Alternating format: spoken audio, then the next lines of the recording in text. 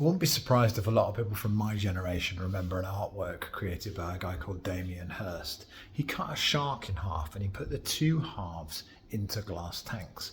What people forget about that artwork is that it was called The Physical Impossibility of Death in the Mind of Someone Living, which I think is really interesting.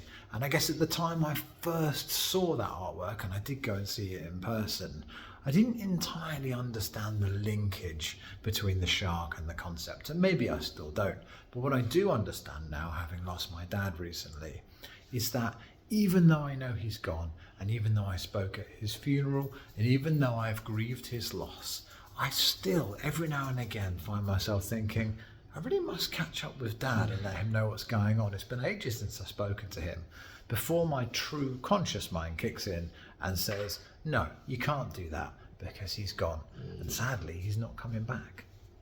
Or maybe as human beings, we just cannot get our head around anything that truly ends and will never be back again, in a similar way to how we can't really conceive of the infinity of space. Either way, it's a really interesting thing to kind of plumb into. And if you've lost somebody either recently or a long time ago and you still find yourself thinking, I really must catch up with that person, I think that's okay. I think it might be quite comforting to allow that little glimmer of doubt about a person's final exit to exist in your mind. Maybe it's helpful to continue to frame your thoughts in the way that you would have if you'd had the privilege of still being able to talk to that person.